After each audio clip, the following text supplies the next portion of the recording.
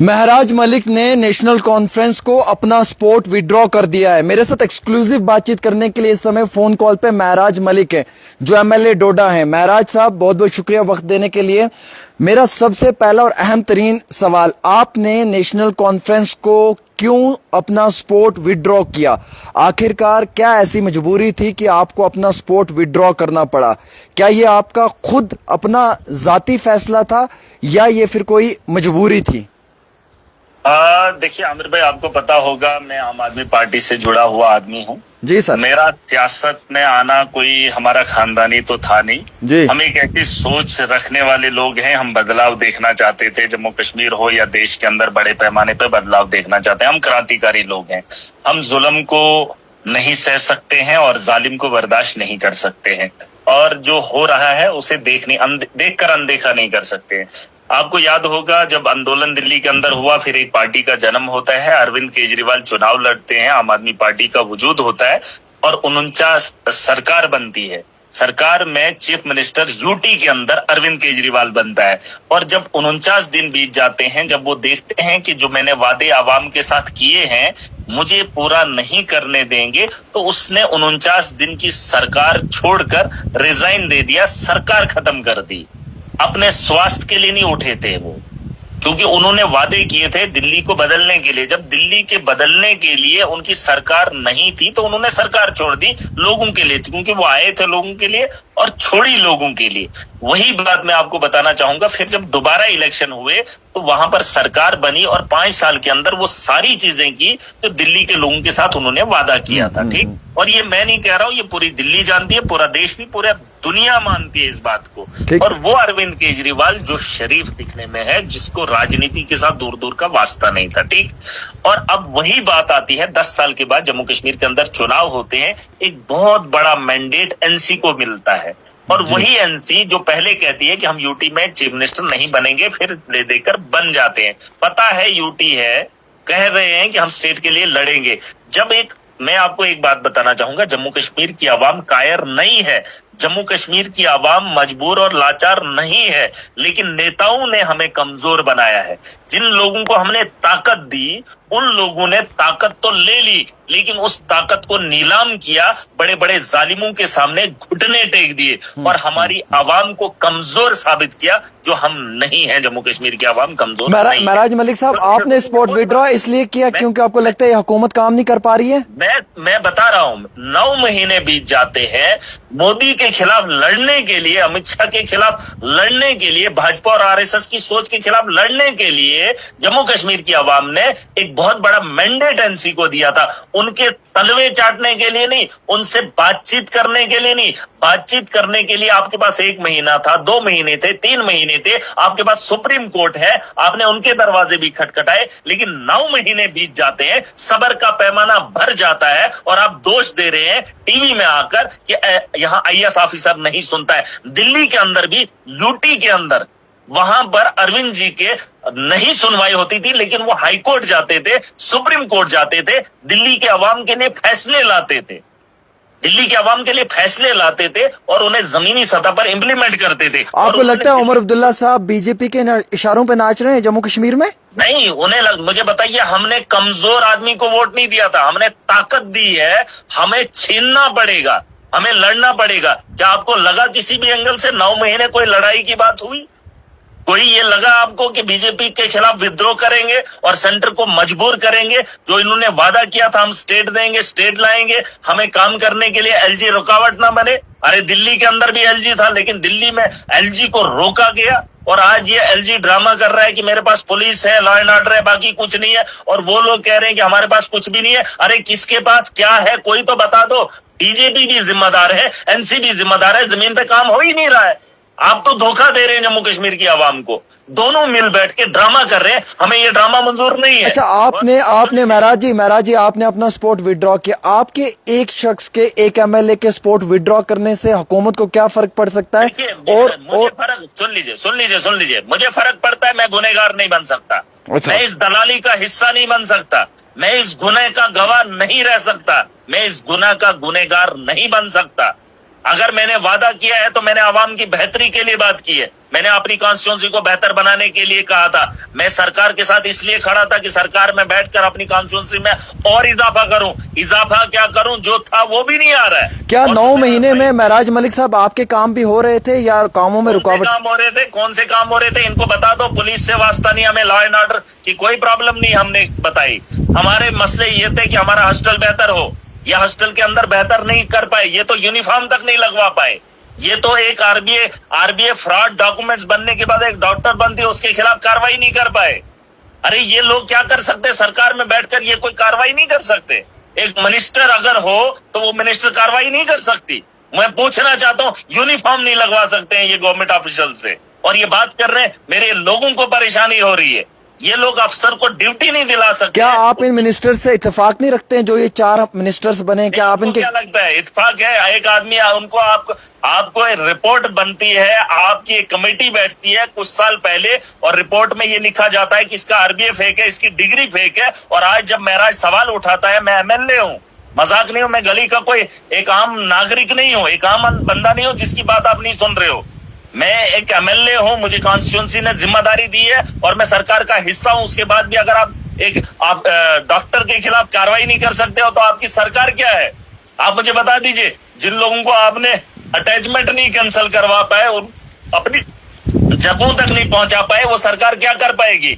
अरे अच्छा, फिर ये सरकार का मकसद क्या है बनने का, मैं ये पूछ रहा हूँ आपसे। ये मुझे खुद नहीं पता। ये लोग कुछ नहीं, ये मेरे से गए गुजरे लोग हैं, चाहे वो भाजपा के हो, एनसी के हो। ये मिल बैठकर करना क्या चाहते हैं? अगर एलजी के पास पावर है, कम से कम जम्मू कश्मीर के आवाम के काम कीजिए। लड़ना किसके लिए? आप आपस में लड़ रहे हो और इसका खमियाजा कौन भुगत रहा है? पहले मुझे ये बात बता दीजिए। अगर एलजी और उमर अब्दुल्ला लड़ रहा है, सरकार लड़ रही है, नुकसान किसका हो रहा है जनाब? क्या आपको नहीं लगता जो मिनिस्टर्स बने हैं वो इतने कैपेबल हैं कि वो काम कर पा रहे हैं जम्मू कश्मीर के अंदर? नहीं, कैपेबल क्या है? एक जगह मुझे बता दीजिए कोई कारनामा पेश आया हो। एक जगह मुझे बता दीजिए ना कुछ नया हुआ हो।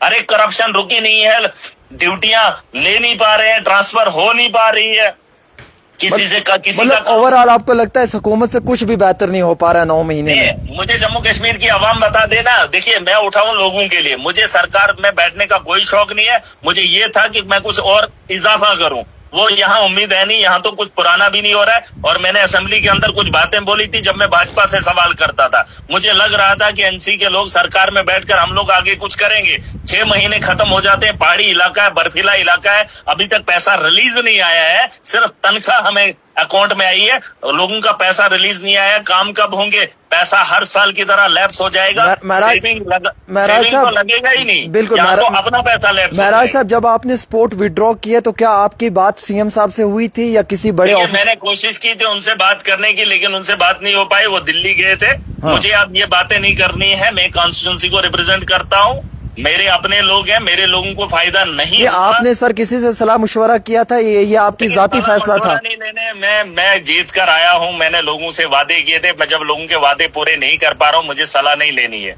और मैं इतना बर्दाश्त नहीं कर सकता हूं। मैंने अपनी सरकार में बैठे अरविंद जी को मैंने देखा था, 49 दिन में सरकार छोड़ दी थी। अरे मैं तो समर्थन छोड़ रहा हूँ। अरे आपको क्या लगता है सर, आगे आपके लिए क्या सरकार के सपोर्ट के बिना आपको लगता है आगे आप काम इजिली कर सकते हैं? अरे मैं सरकार के बिना क्या, आप मुझे बता दीजिए। देश के अंदर आईन है, इस देश का मुस्तकबिल हमारे कांधों पर है।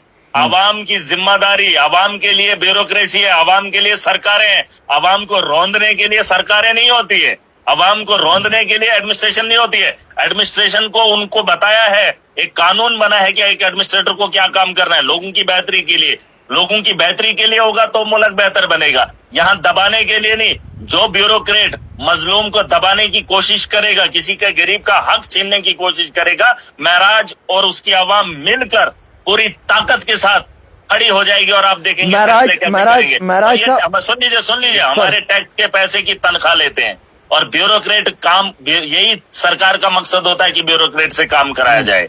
सरकार यही होती है, इसीलिए होती है कि सरकार चलाए।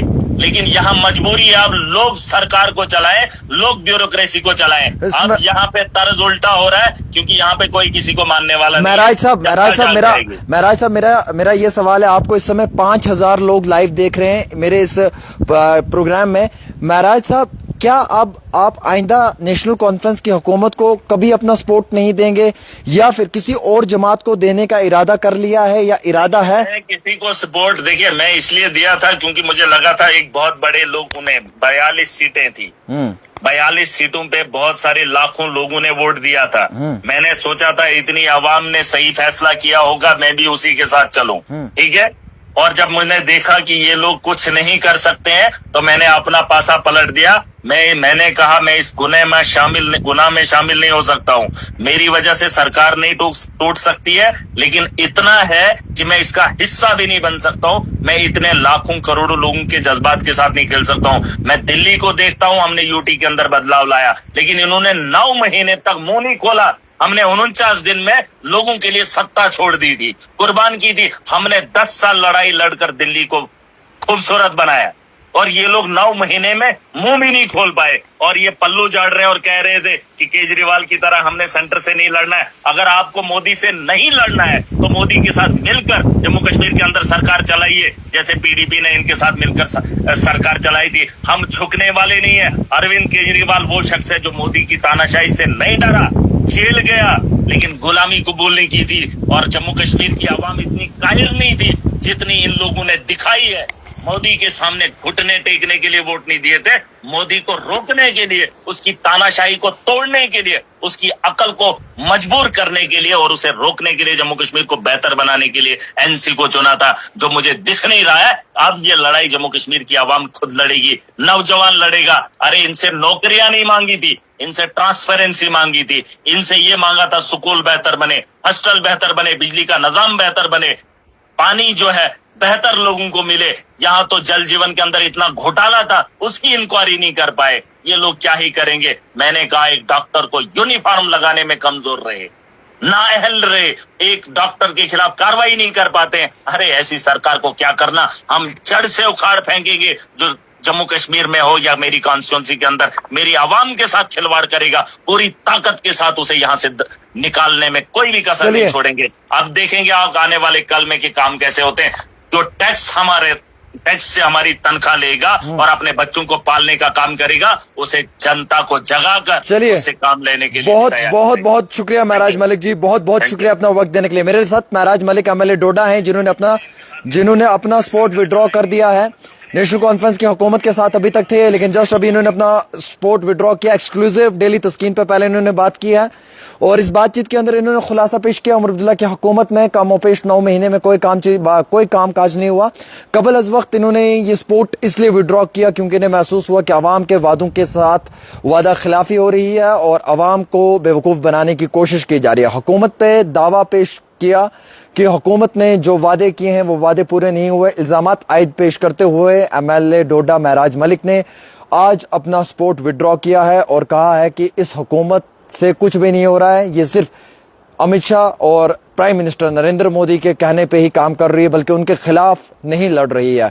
इस तरीके के इल्जामात आयद किए हैं और इन इल्जामात के बाद इन्होंने अब इस हुकूमत को अलविदा किया है। अब अगला मुस्तकबिल का कल क्या रहेगा महराज मलिक का, यह हम नहीं जानते हैं, लेकिन फिलहाल नेशनल कॉन्फ्रेंस को अपना सपोर्ट विड्रॉ करते हुए जम्मू कश्मीर के 9 महीने के इस हुकूमत में पहला एमएलए डोडा महराज मलिक।